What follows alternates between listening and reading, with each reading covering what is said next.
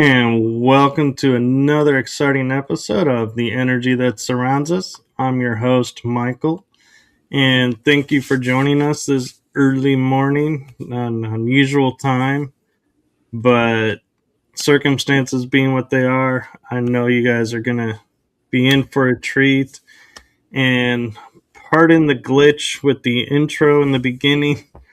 For some reason, it was playing fine on one platform, but not on the other. So I'm glad it came together.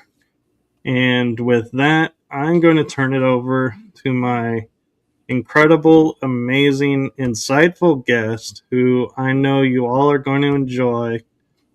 I give you Jennifer Purcell. Thank you for introducing me, Michael. So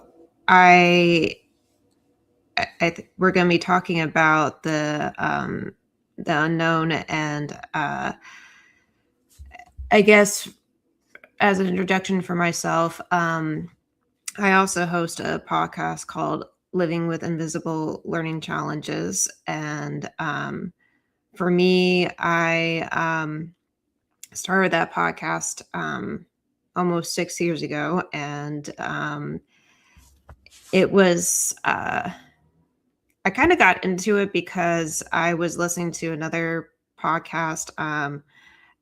Forget the title of it, but it was about domestic abuse and sexual abuse and topics like that.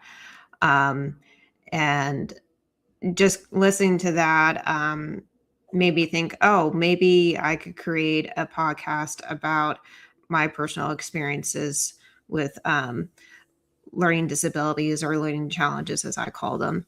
And I wanted to share more about the learning difference I have, but also about the other ones that other people have, and to try to educate or raise more awareness about them. That's amazing, and thank you for doing that, because I feel like it's the one thing that people don't pay attention to, or don't really even, like, if it's right in front of them, just write it off and will assume something. And so thank you for bringing awareness to that. And one of the things that is interesting is, we talk about terms like, you mentioned neurodivergent in your bio, and we hear it a lot, but in your perspective, what is neurodivergence?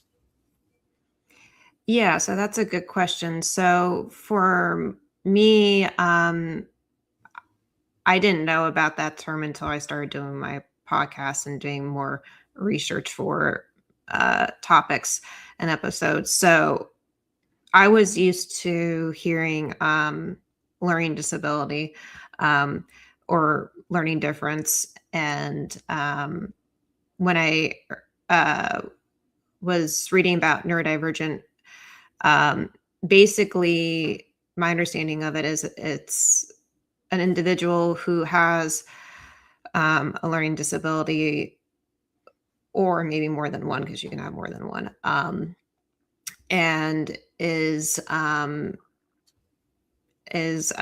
through life with that learning disability, or with their learning differences. And for me, what I've kind of noticed is that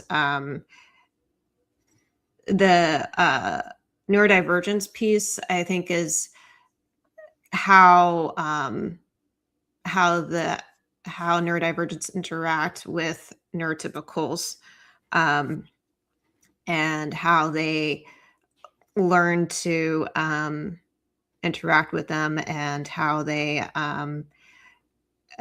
like me, probably have realized this world is more built for neurotypicals than neurodivergence, which is okay. I mean, that's probably because there were more neurotypicals to begin with than neurodivergence.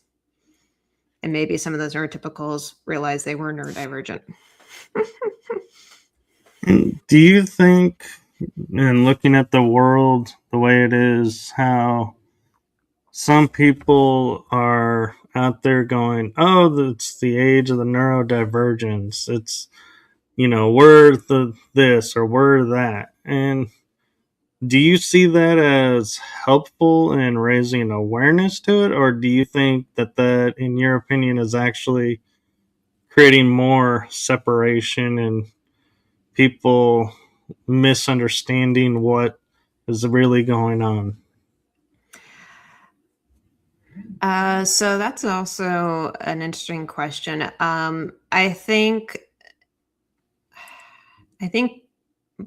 both sides of what you said could be true. Yes, it could be good for people to say this is the age of neurodivergence, because if they go about it, I don't want to say the right way, because I'm not sure if there is a wrong way to do this, but if they go about Beneficial it, way? yeah, if they go about it one way, then they, like, let's say they listen to this podcast or other podcasts like this, where you have a person talking about um, neurodivergence, or maybe it's a different topic, but they know about the topic, they have knowledge about it, then the listener, I would say, is gaining knowledge about that topic and is able to um, educate themselves in one way from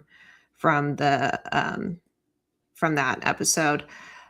But I would also encourage the listener to do their own research in terms of, like, Googling about the topic, or um, trying to read different perspectives, because there's many perspectives out there. Um, I think probably a different way that person could go about the research is, I guess they could you could try to just be aware of the perspective that is on the podcast, and I that would be good, but I don't know if that would be as eye-opening as doing your own research and finding some other things that you probably wouldn't have found if you didn't do that. If that makes sense. It does. And one thing that I'm curious about is, what was your aha moment or your moment of clarity that said, "Oh, I'm not broken. I have a learning difference or a learning challenge," or if you want to use the term neurodivergent? Hmm. Um, so that's a good question. For me, I kind of always thought I was different in life, and I think I became more aware of it when I was in middle school and high school. I have a older brother who um, I'm pretty close to, and um, as you do when you have siblings, I think everybody probably does this, unless maybe they don't have a sibling, maybe they compare themselves to their friends. But I was noticing that for me, some things were challenging in school, and some things were easier for my brother. And so sometimes I was jealous of that, but I think other times I was like, I'm not sure if I could make it be easier for myself or not. But I think I was able to make some things easier once I learned about my learning difference, which so when I went to UC Berkeley for college, I noticed that that academic level seemed harder than what I was used to. And I also noticed that I was used to being given a lot of support beforehand and having my parents seek out that support, which I appreciated that. But then when I got to college, I was like, oh, now I have to seek out that support for myself. And I think I was a little scared to do that at first because I wasn't sure how to ask for it, or if somebody was going to say no, that they couldn't help me. Um, but I basically thought, well, I'll just try because you don't know if what's going to happen unless you don't try. Um, and I actually got inspired to get my diagnosis for my learning difference from my roommate in college, my first one that I had in the dorms. She was deaf and used cochlear implants to hear. And I never met anybody like that before, so I thought that was kind of neat and cool. And I asked her how she got her accommodations at Berkeley, and she told me about uh, disability, the department there for students, um, whether it was for physical disabilities or learning disabilities. And I was like, huh, I wonder if maybe they could help me out. Because at the time, I wasn't really too familiar with that department. Um, and I was familiar with like going to the tutoring center and getting some help from tutors there because one of my professors, I think, told me about that place. And basically, once I went through the once I went to the learning disability department and got my diagnosis after going through probably 15 or 20 different tests, I think, for it. I would say that would be when I had more of an aha moment because as they were reading through the results of the testing and describing why I had challenges in certain areas, it was like a light bulb went off. I'm like, okay, now I know why I had those challenges growing up and would look at my brother for comparison, um, or look at some of my friends and was like, well, okay, that's part of me. Let's see if I can find out more why I have those challenges and maybe make some of them um, not as challenging as they were, if that makes sense. It does, and I don't mean to pry into your life in a way, but I feel like to benefit those that are listening and maybe relate to you more, we've been talking around what your learning difference is. Do you mind sharing what it is? Yeah. In so basically, I'll try to share it from my understanding. You can also do your own research if you want to. But it is called nonverbal learning disability. That's I know that's a mouthful. And basically, what it means is that it's kind of similar to autism, and I bring that up because it it's similar in a way where there's a spectrum of challenges that I have, and so does people with autism because of the autism spectrum disorder. And I think that's actually true with all learning disabilities or learning differences because I think, like for myself, I have challenges with interpreting nonverbal communication, like body language or facial expressions or tone of voice or social cues. Those are some of the ones I can think of. And over time, I have tried to work on that area of challenge. And I've gotten better at interpreting some of those things than I used to be. Um, it is still challenging for me sometimes. But I do my best. And like one good example, I have a very supportive family, and I'm very blessed to have that. I know not everybody does. So for sometimes when I'm working with my parents, my mom will say she is seeing something on my face, and she's not exactly sure what it is, because usually I look pretty serious, and I think I tend to look pretty serious because I'm just used to.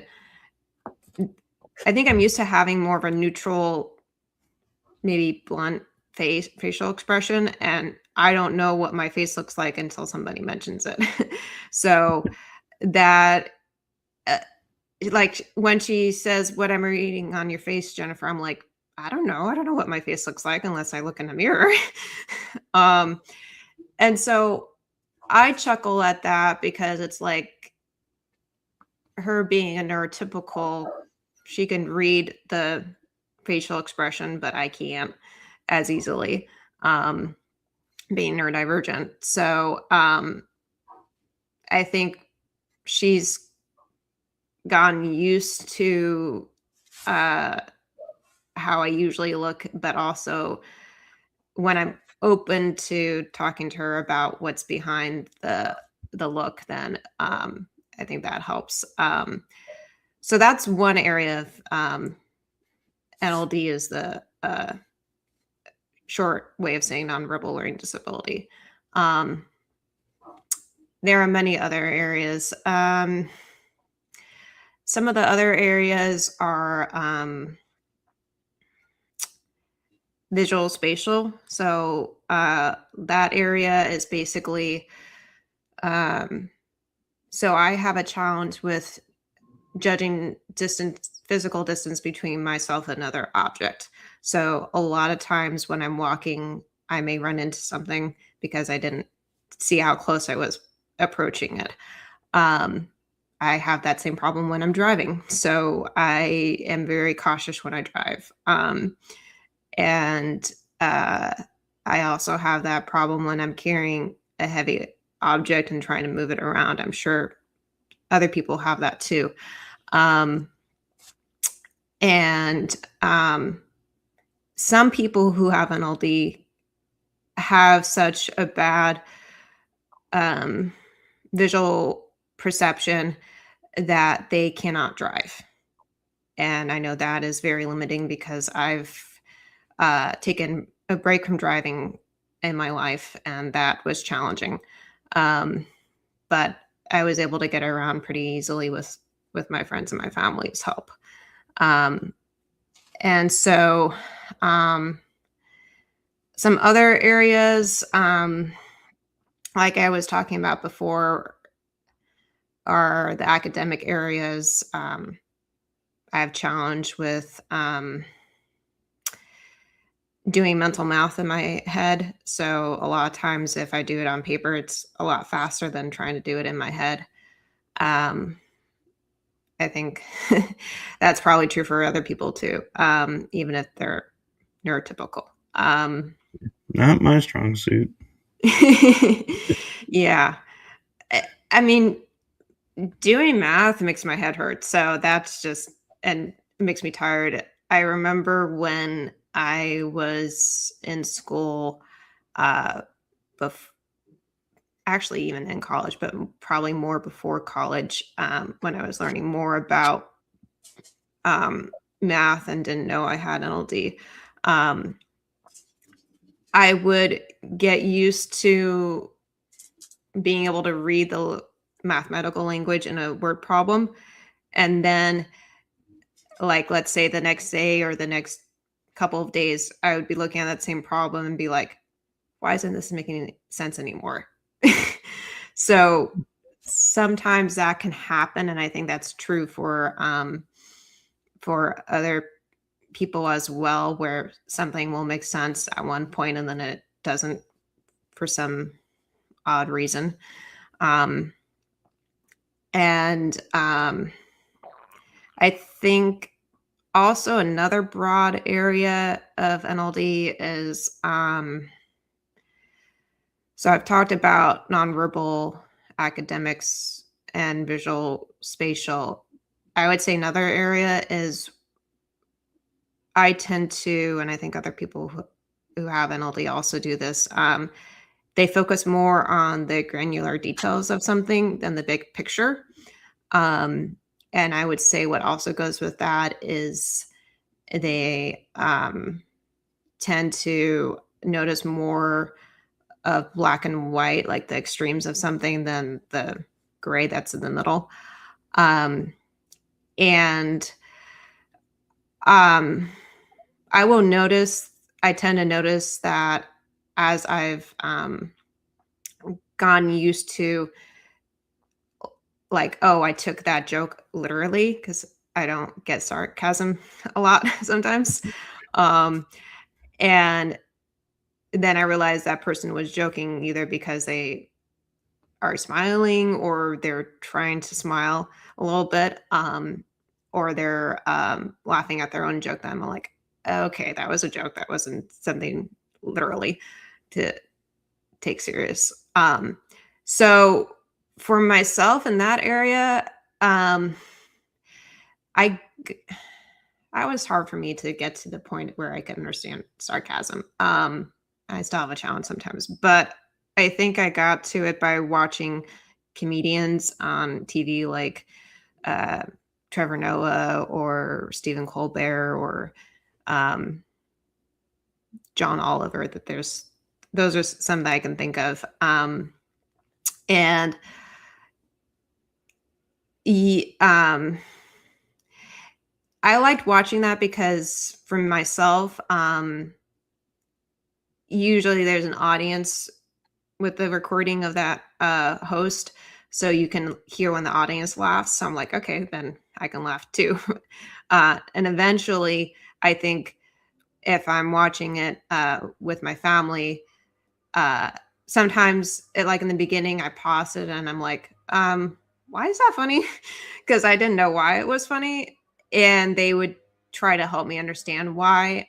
And then I'm like, oh, okay, I think I'm getting it. Um, so that can be challenging. Um, and another area that I think is similar to that is executive functioning, like trying to plan ahead and trying to think of all the different pieces that you would have with going into a project or a goal you might have in life. Like um, one of the things I recently accomplished last year, so getting used to saying last year, I like I said earlier, I took a break from driving, and I took a break because I've been in a couple car accidents. I've been okay, obviously. But right after them, I was shooken up, and I think that's understandable. And uh, somebody had asked me if, well, actually, they asked my dad when we were looking at car insurance after one of my car accidents, if, because I don't do that much driving, I try to have my carpool or have my parents drive me if I can, or friends. And the insurance person said, "Has your daughter thought of just giving up driving?" And I forget exactly what my dad's answer was, but when he asked me that, because I think he was curious what my answer would be, I was like, giving up is too easy. Whether it's with driving or with something else, I think that's the easy way out of life. And um, yes, I think it's okay if you do give up on some things, but for myself, I decided not to give up. on driving because I guess I didn't want the easy way out of that situation, and I wanted to um, challenge myself and see if I could make it be easier like I had with other things. Um, and in some cases it has been easier than it used to be. In other cases it's not. But with having the big picture in mind, when I knew I wanted to get back to driving eventually when I took that break in 2023 or 2023 and as I got used to being a passenger with my parents or with my friends and realizing I missed having the independence of just jumping in the car on my own and going to places and not having to plan around other people's schedule, even though I appreciated them helping me out in the way that they did. um, I always wanted to be able to have my own independence and autonomy. Um, and I was like, well, okay, I can ease back into driving. And I did by learning, um, well, relearning it because I knew how to drive with my family and with my friends in their cars, and with also um, going back through the rules of the road to make sure I would drive safely. And there's definitely many moving parts of that goal. Basically, make a long story short, I do have a car that I've had for a few months now, and I like. Sometimes I like driving, sometimes I don't. But I do like the independence that it gives me, and I think that's what I tend to focus more on than the actual um, disliking of driving. And I try to make it be more enjoyable by listening to music I like or an audiobook I'm listening to, and that makes it easier. Um, That's really cool, and I'm curious, and don't mean to interrupt, but mhm, when we're talking about driving, like cars nowadays have sensors mhm. on the 360, so it alerts you if you're getting too close to something. Does that help you in driving, or do you not use that at all? That's a good question. So I do use that feature because I used to have a car that didn't have any of that. So the car I had beforehand that I totaled. That's why one of the reasons I stopped driving, because I had to. uh, I had a 2005 Prius, which was pretty old for me, um, and it did not. It so usually Priuses come with a GPS. We know that. But it didn't come up with a backup camera. So I got an aftermarket camera installed on it once I learned about that from a friend of mine who did it for his car also. And that was very helpful for me because then I knew, okay, not only do I have my mirrors and looking behind me in my review window, um, I also have this camera that can help me see around me better. Um, and I also had a camera to see in front of you. So usually I had a split view because it went over my rearview mirror, so I could see behind me and in front of me, which was cool. Um, and it didn't like do a physical beep when I was getting close to something, but it had these lines that were at different proximities that helped me judge distances better. So that did help. Um, the car I have now is a Tesla, and they have a lot of different features in that. And I got it because of the different features, and I know they're safe cars. And I like that it beeps when I am too close to a car or to an object, because then, okay, I know I need to put my foot on the brake quickly, or it also brakes for you, so you don't have to do it so quickly. But that alerts me faster than my own brain would alert myself. um, Especially because for me, with the kind of NLD I have, I learned from my diagnosis, my audio memory is the best memory I have. So when I hear something, I usually don't forget it that easily. And so that is a good cue for me. And then my kinesthetic memory is the next best. So if I experience something with my body, like I find this interesting. When I'm driving to a new place, I usually use the Google Maps, so I know how to get there. But if I go to that place again, and frequently, I usually only have to use the GPS like maybe 2 times, and then I know how to get there on my own. It's like I have my own map in my brain, which is kind of cool. And I think my brain works that way because it notices landmarks along the way, and I think other people probably do that too. And that's kind of cool. And so yeah, I do like the features of the cameras and the proximity, and also with other cars that are like Teslas, I know some of them have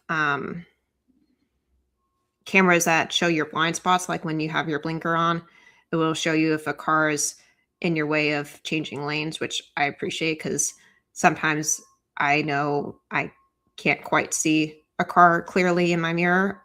So that camera is helpful. And it will have a red line on that camera view when the car is literally in your way of changing lanes, which is good because that tends to draw my attention to that. And I mean, I could go on all day about the features, but I think there's probably a different area we could talk about. No, I'm just glad it was able to help because I like the freedom of being able to just get in a car and go somewhere and not be having to sit around and wait for someone to be available. So that to me is a freedom that I enjoy having, and I'm glad you get to have as well.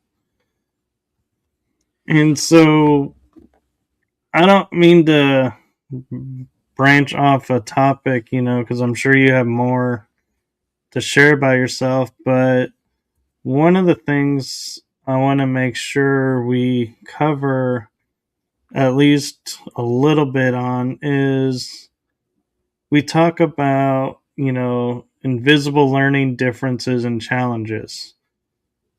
Well, my question comes into, well, what are some of these invisible learning differences and challenges? And secondly, how do we identify them? Yeah, so those are good questions to bring up. So the first part with what are invisible learning differences or learning challenges. So for myself, I've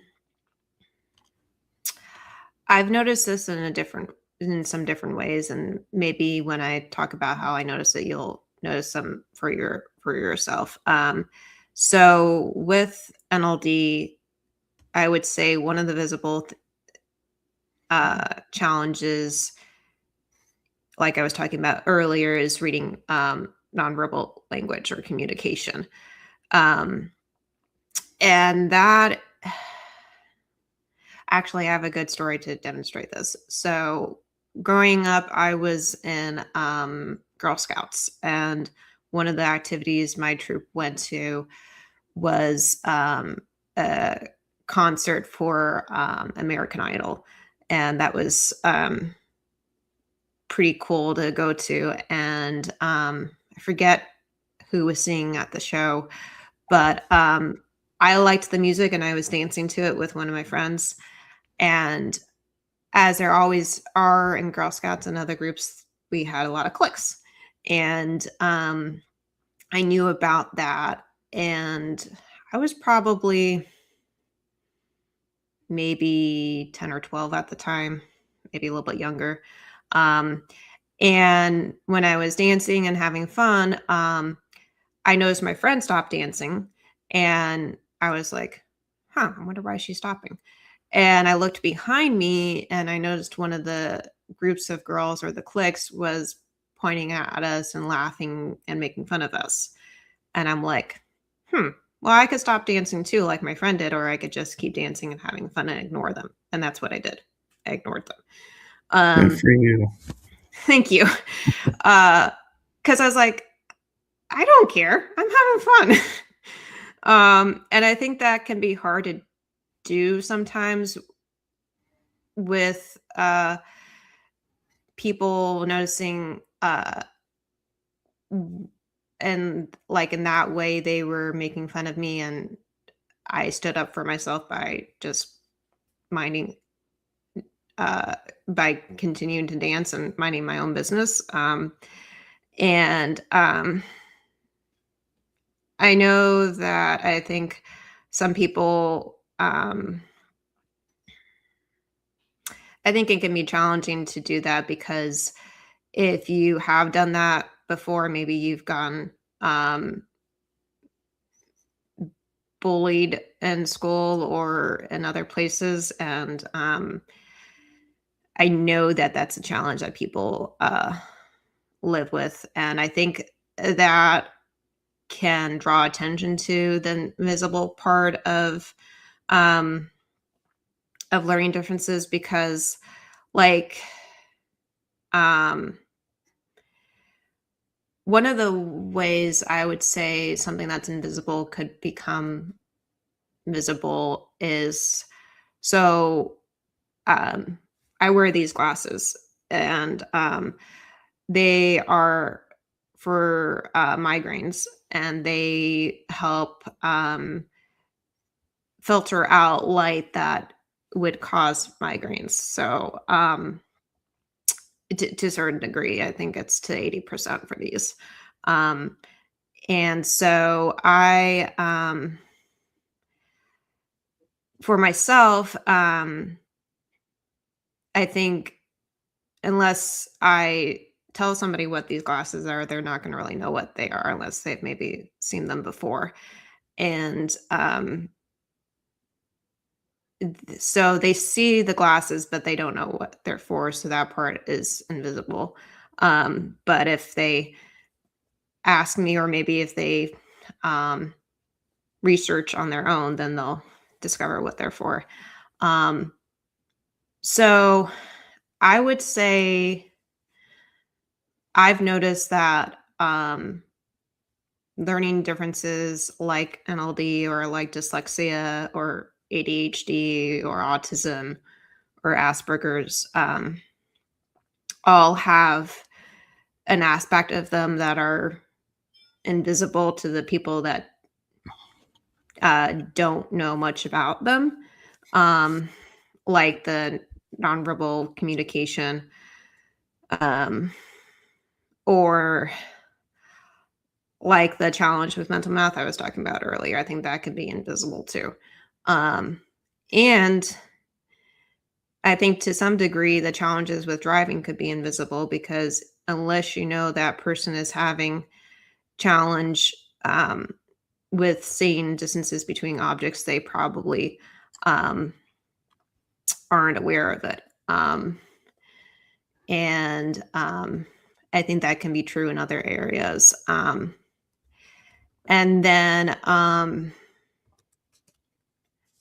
trying to remember the second part of your question. Sorry. I think it was how we can identify.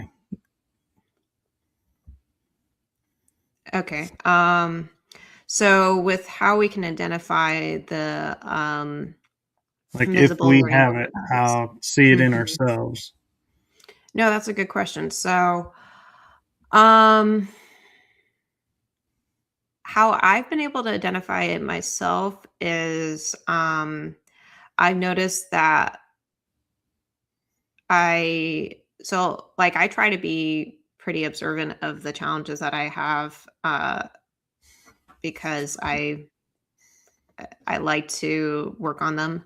Um, and I think, I mean, once I got my diagnosis in college when I was 19, I think I started noticing the um, the challenges and being able to work on them. But for people who don't have a diagnosis yet, or maybe aren't um, as aware of their learning differences I am, um, I would say probably one way you could become aware of the invisible part would be maybe trying to observe other people and like how they might respond to you in a certain situation. Like, I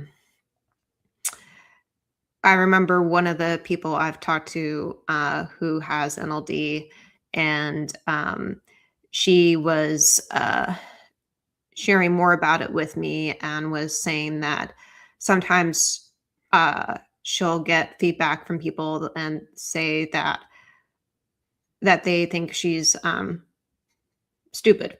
And I don't really like that word because I don't think anybody is stupid. Maybe they just don't know as much about a topic they as somebody else does. And I remember when I heard that, I was like, immediately I was like, "You're not stupid."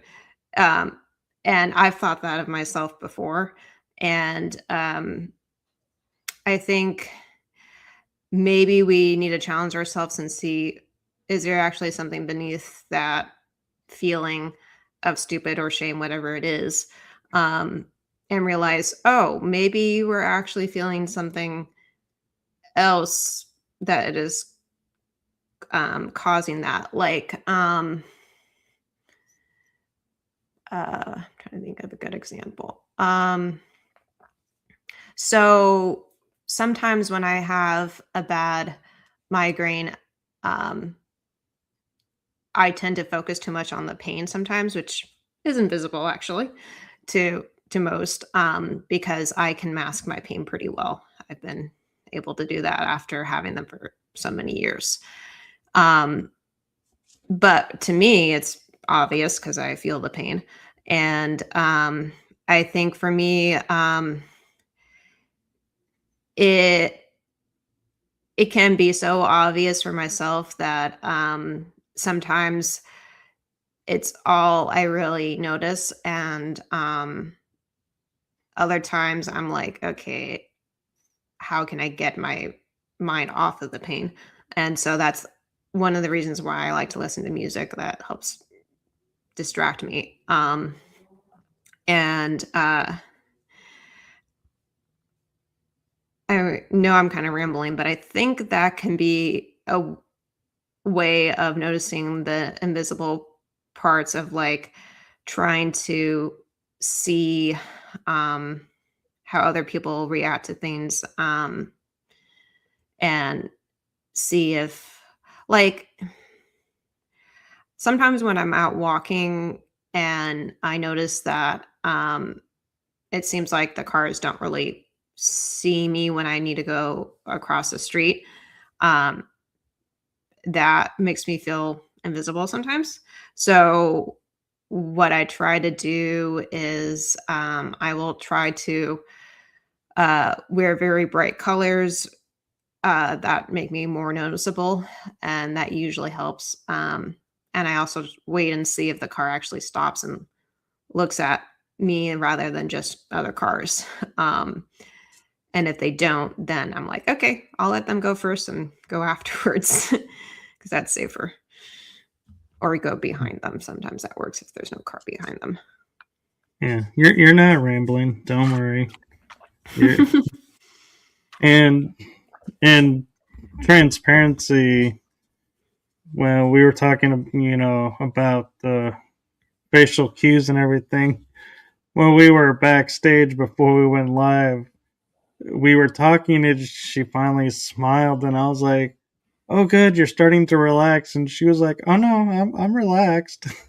And so yeah, it was interesting to see firsthand, like she was describing with her mother, that Mhm. even that happened with me. And so it's interesting how, do your friends point that out as well and be, and ask around it, or are they more, okay, that's just Jennifer being Jennifer, and we won't bring attention to it? Um, that's a good question. So um, I think in the beginning, some of my friends um might have asked about me being serious, and I think sometimes I think maybe I took it a little too personally, but then I realized, oh wait, maybe they're just asking because they're genuinely curious and they uh hopefully care about me. Um and so I think I got used to that question because part of NLD, I think part of it is being serious because, like I was mentioning earlier, sometimes I don't get sarcasm because I take things literally. And so I probably am perceiving something in a serious way, naturally not noticing it until that person mentions that. And I think other people probably do that too with other things. And so I think that could be unquote in quotes normal, or for me there really is no such thing as normal. So um but and I say that because I think we do get used to routines in life, but routines can change. So and I think one of the things that I got used to was not knowing the outcome of something. So like when I started working on myself with with the challenges I have with NLD or with the challenges I have from migraines, I realized sometimes the approach I would take wasn't very successful, but you don't know that until you try that approach. And I think not knowing the outcome sometimes is uncomfortable, but also if you don't try, then you're never going to know what the outcome is. So I think it's good to try new things. I agree. And I think normal's overrated myself. Yeah. And I often wonder who decided what was normal. That's a good one. Yeah. I think I've uh wondered that too. And I mean, we could probably wonder that about a lot of things. Like who decides what is normal or what is in like a style of clothing or hairstyle. Um and I would challenge you to be okay with being your authentic self, because I know I've come to be okay with that, and believe me, it took a while. Um, but like that story I shared earlier when I was dancing at the concert, that is a good example of being myself. And I think for me, normal is boring, actually. I like life to be interesting. And I think that if you are more aware of the nuances in life, then it is more interesting. I agree, and I actually have an interesting question for you. Mm-hmm. Not that all of them aren't interesting, but I think you'll like this one, really. In life, one of the aspects of being like the quote human being is our ability to adapt to our environment and scenarios. And I'm curious your opinion of your life and knowing what you know about having these, learning differences and challenges. Do you find that you are more adaptable or less adaptable to things in life? Mm. Damn, you come up with good questions. I would say it depends on what we're talking about in terms of adaptability. So, um, what I mean by that is like, um, let's take the challenge of trying to multitask, because I sometimes have challenges with that, of doing more than one thing at a time. Um, like when you're cooking, that's a good example because you usually have to multitask when you cook. Um, I am pretty adaptable at cooking a new recipe if I follow the recipe to a T, and if I try to make it easy for myself by doing that. But I would say that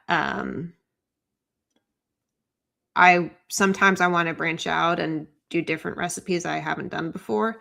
Um, and I'm like, well, yeah, I could do that, but maybe it would be more fun to do it with a friend than just on my own. Um, so that kind of has two parts where you're adaptable to doing a recipe that you've done many times, but you may not be willing or as adaptable to other things. So I think I would challenge to that. It's good um, to try new things and to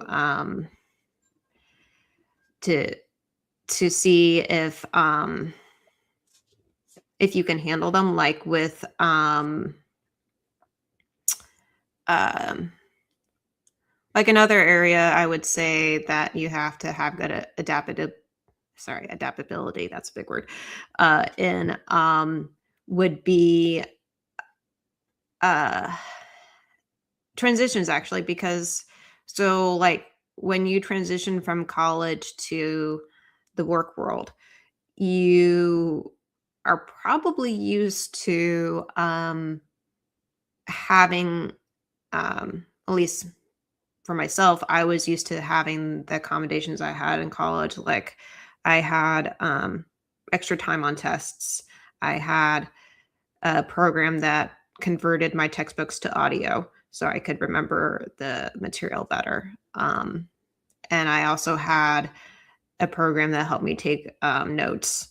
Um, and because I have an emotional support dog, I was able to have that dog with me when I was taking tests, which was pretty cool and relaxing for me because I did have test anxiety. And I bring those up because when I graduated, basically all those accommodations went away because if I wanted to have them again, usually you have to pay money for them, whereas in college they're given to you for free, because you are paying for the tuition. um, so um, I think I try to adapt and realize, okay, well, maybe there's a way I could have some of the accommodations I used to have, um, in a way that wasn't that expensive. Like, you can do a lot with speech to text programs on your phone or on Google these days, um, or with Siri. And so I I do that. Or sometimes I will literally read aloud an article to myself. And I also think out loud and talk to myself a lot, which is, I think, normal. There's that word again. um, and I also, I have two dogs and I love to talk to them and I pretend that they talk back to me and I have different voices for them too. So that kind of makes me laugh sometimes because um, I try to not take life too seriously. And by doing their voices, that will help me. um, and so I think we can become adaptable to certain things. And also, I would say resilient works with that because when things are challenging and they don't always go the way you expect them to, I think noticing the ups and downs in life, like you would on a roller coaster, um, is good because unless you remind yourself of the progress you've made, you're going to stay stuck in that down. Because I know that has happened to me. So what accents do you give your dogs? Oh, that's a good question. I don't know if I would call them accents per se, but they are different voices. So yeah, I guess that is an accent. So like one of them is her name's Truffles, and I've had her for 15 years, and Oh wow. yeah, she's pretty old, but she she's my angel. And she I remember sometimes when I was walking on campus with her because I had her last year and a half at the school with me. Um, and people would say, "Cute dog." And I'm like, "Thank you." um, and uh, I think like if they knew me, yes, that is true, but they would know it's more than just that. For me, um, there is a reason why dog is God spelled backwards. Yeah, I agree. So, uh, like when I am trying to cheer myself up or bring some lightheartedly into a conversation, I will do Truffle's voice or I'll do Snickers' voice. That's my other dog. Um, and Yeah, I have fun doing it with myself, but I have more fun when I do it with my family or my friends because then I see their reaction to it and I make them laugh or smile. So Well, that's that's cool. cool. So Uh, we're actually at the hour mark. Are you needing to go, or do you have time for another question or two? yeah, I have time for more questions. This is fun. So yeah. So one question I have for you is, and you can make it as personal as you want or general as you want, though, is going through life. What are relationships like in Mm, your world? Because we know what they're like for us and hard to navigate. I can't begin to imagine what it's like to navigate in your world. hmm So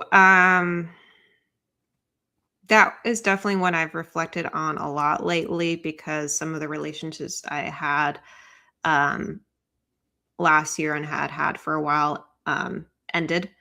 And sometimes I wonder if they ended because of something I did or because of how the other person perceived an action of mine.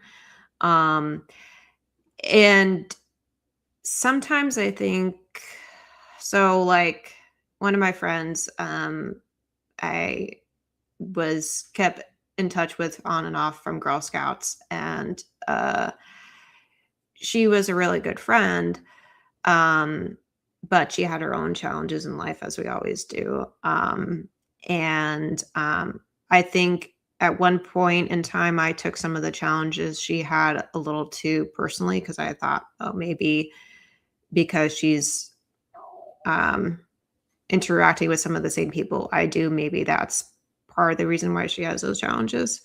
Um, and I think sometimes maybe other people do this too. I tend to dwell on why a relationship ends or why somebody um, decides to not be friends with you anymore, but that's not usually helpful. Um, and I say that because, um, yeah, you can try to figure that out, but I think if you do that too much, you hinder yourself from creating new relationships because you probably are afraid of that happening again. Um, and I think it is good to see if you can learn some things from a relationship ending, but I don't think you should try to learn um, too much in terms of the negative side because sometimes that can be hard to get out of. So, like growing up, I didn't go to a traditional public school. I was homeschooled actually. So I went to an online charter school. And so, literally, my relationships were with the people that I was uh, interacting with, like my family and my friends from where my parents worked, and from Girl Scouts and other groups like that with activities like sports. So I had a little bit of a like secluded um, group, but I would say it wasn't as secluded as it could have been because my parents decided to do a lot of international trips as we were growing up. And I'm fortunate that they did that because I have a pretty um, broad view from that. And it's actually kind of cool. One of the places I went to when I was 8 was Italy. And I bring that up because I'm we were going there for a conference on on um, non-resistance. That's what it was on, and the Dalai Lama was there, and it was pretty cool to meet him. And one of the questions my brother asked him was what he would do to try to help change the world. And that's a big question. But he said, the Dalai Lama said, travel and make friends. And so my family has tried to do that wherever we go. Sometimes that's challenging in other areas than um, than some. But one of the ways we did that was like if somebody helped us when we were trying to drive to our hotel, and maybe we got lost.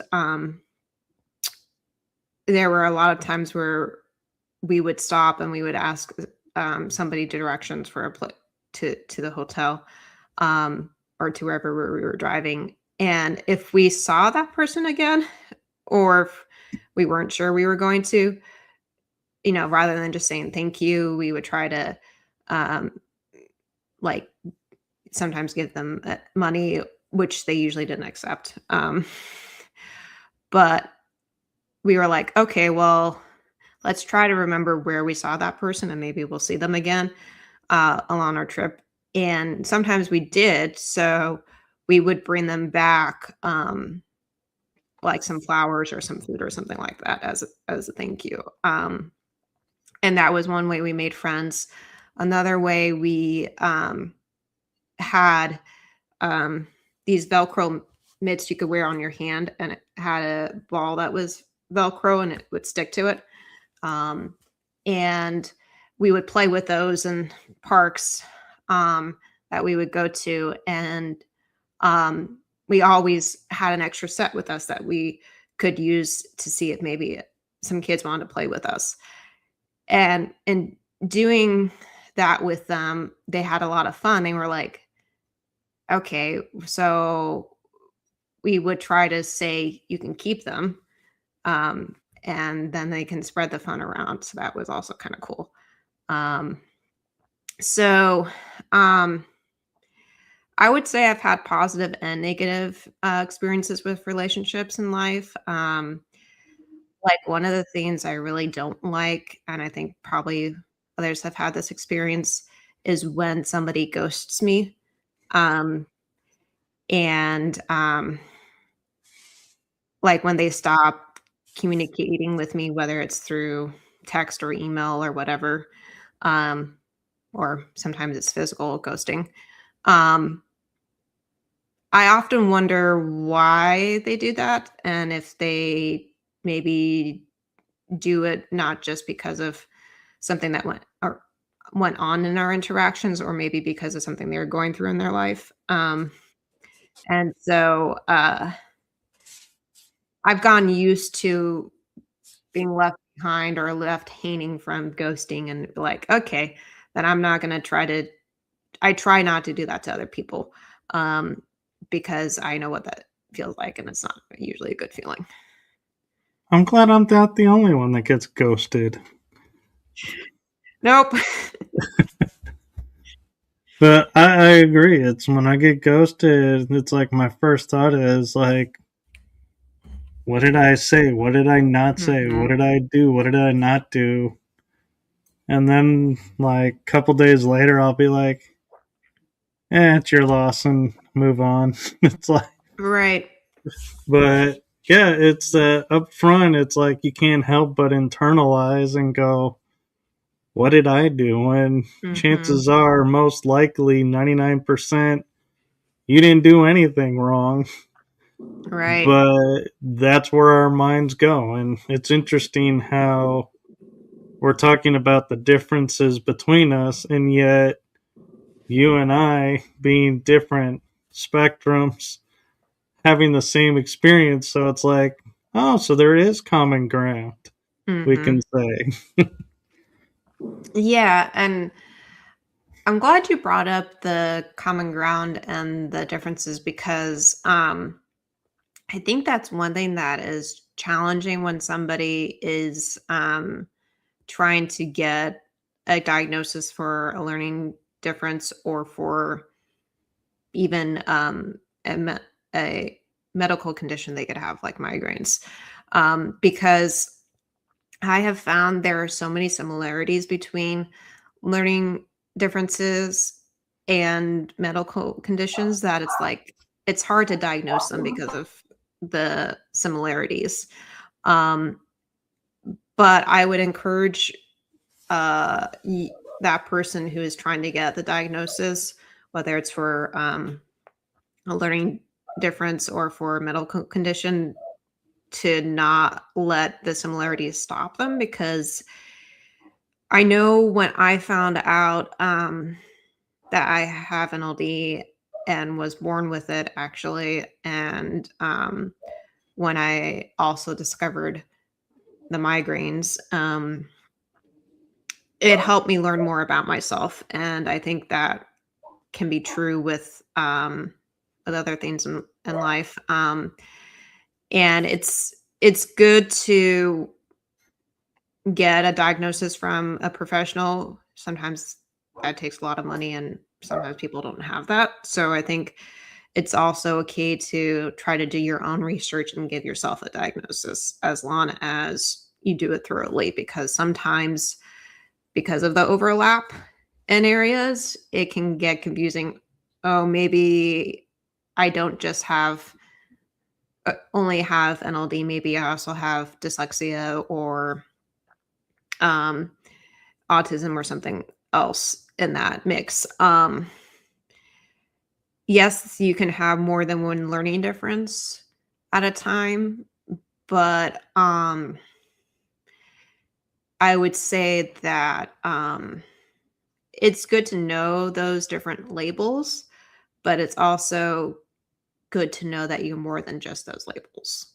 Um, and I think um, that's good to notice the things that are unique to you, um, like um, like I was talking about earlier with my audio memory. I think that is unique to me, where I can remember things really well when I hear them, whereas some people who I know don't remember things as well when they hear them, which is okay. I mean, that's how they're wired.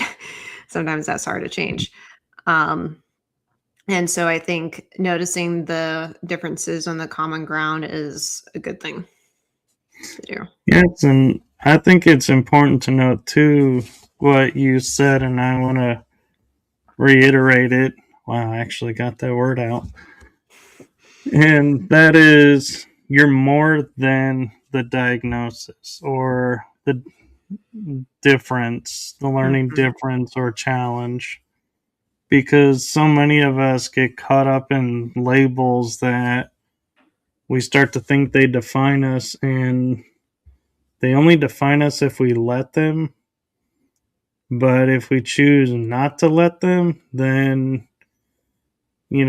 we can rise above. And so thank you for sharing that, because I think a lot of people, have that fear of going and getting checked and going, oh my God, I'm going to be now labeled dyslexic, or I'm going to be labeled with this or with that, and my Mhm. life's going to be different. And it's important to point out that it's only as different as we make it. Yes, that is important. And I would say different can be good in some ways, and it can also be perceived as bad. But I would say the challenge is to notice that it's good or bad in that perspective or eyes of that person. um, and like you were saying, it is good to know that you're more than your diagnosis, because I know there's been times in my life where I will get so caught up in challenges that I have from NLD or from migraines, and then I stop having fun um, in certain parts. Like I stop having fun with my friends, or having fun with driving, or with trying new things, and I'm like, wait a second, how did that happen?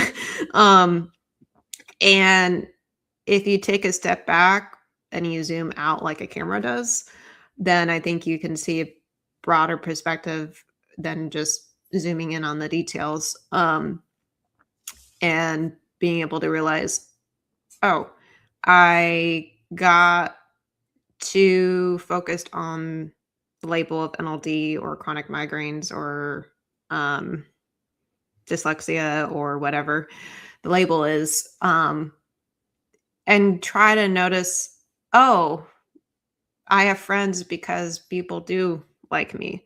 They do want to spend time with me, because maybe you're really good at making them happy, or making them um, feel good with helping them with something. I mean, there could be many different reasons for why they want to be friends with you.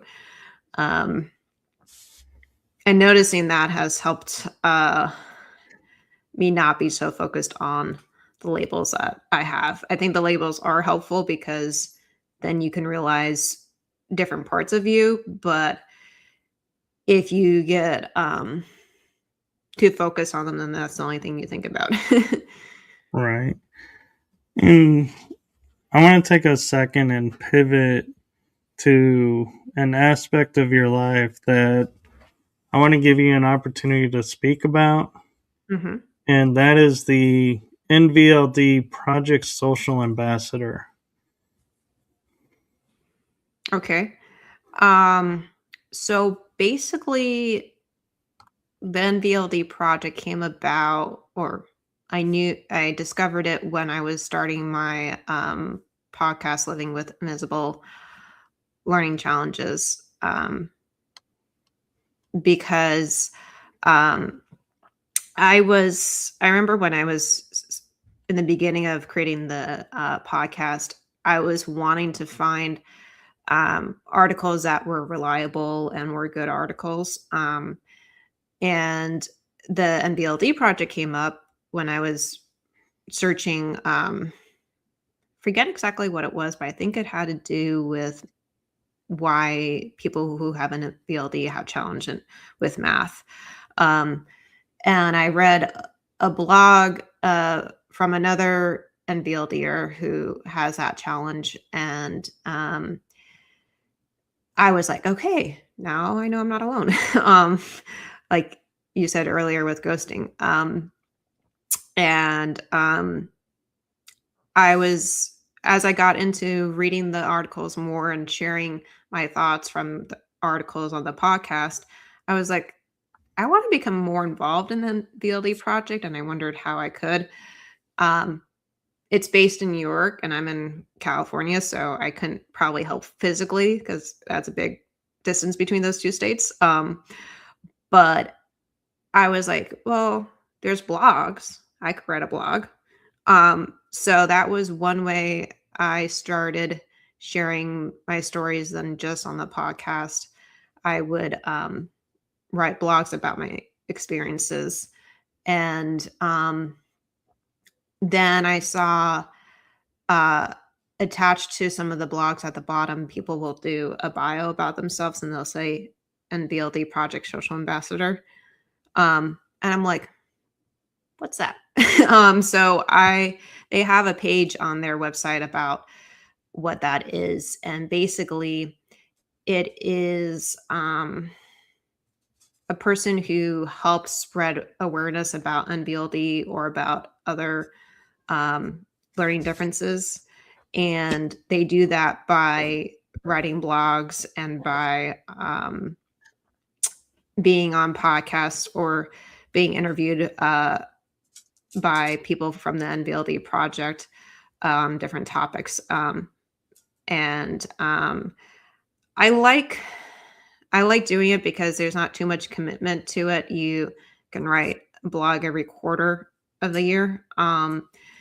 And it could be one that you type, or it could be a video of you talking, which sometimes is easier for people.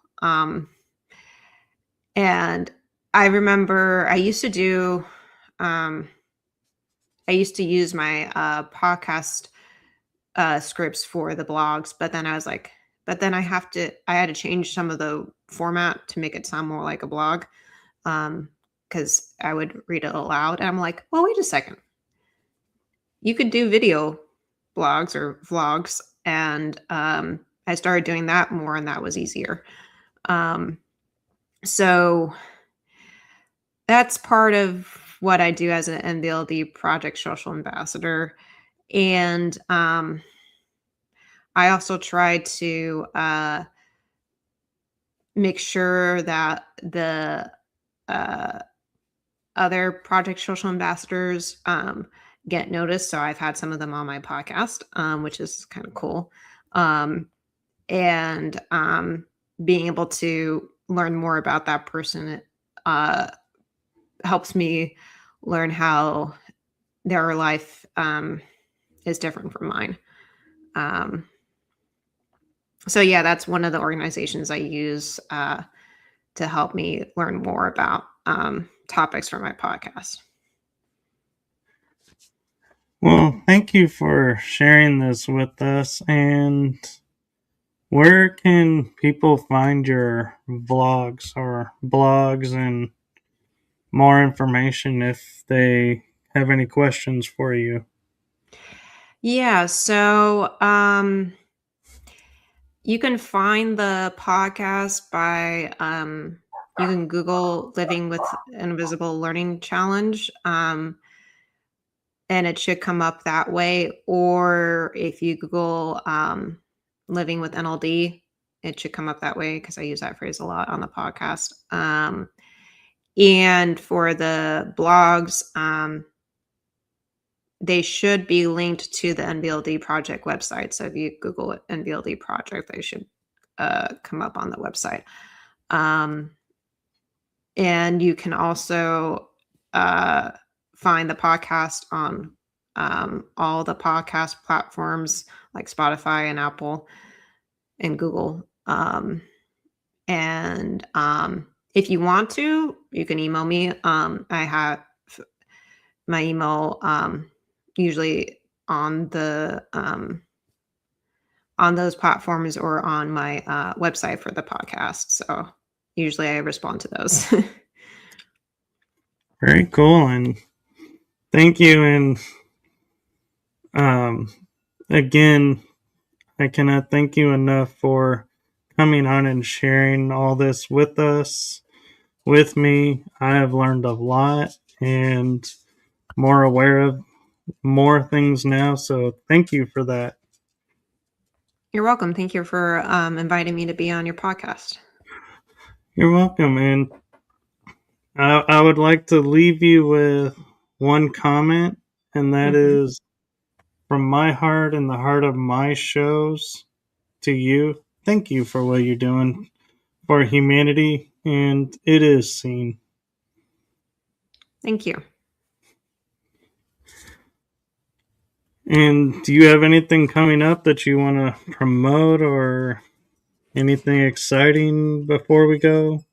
That's a good question. So, one of the ways I try to promote the podcast is I have this is a these two ways are relatively new. I have an Etsy shop that I have some knitted items that I make, like beanies or scarves on there, and they're all different, and it's called Woven Differently, and I named it that because I try to say, okay, nothing in life is perfect, and that's okay. So each of these items are gonna look different, and I think that's a good thing. And so that's one thing that I'm trying to promote. And then the other thing would be I created a new website. It used to be Living with NLD, but I now have Living with Multiple Learning Differences because I wanted to try to be more inclusive of the different learning challenges that people can have. And I realized that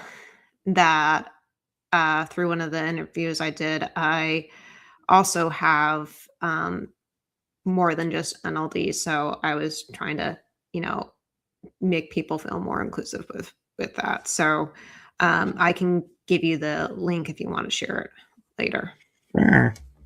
And thank you again. And I hope you have a wonderful day and weekend. And thank you to everybody who watched and participated in the chat room. And with that, we are going to say have a great afternoon, and we will see you on the next episode. And I will say, don't forget to like and subscribe and follow because you never know. Jennifer may be making another appearance. We'll have to see. Thank you, Michael. Thank you. Bye-bye, everyone. Bye.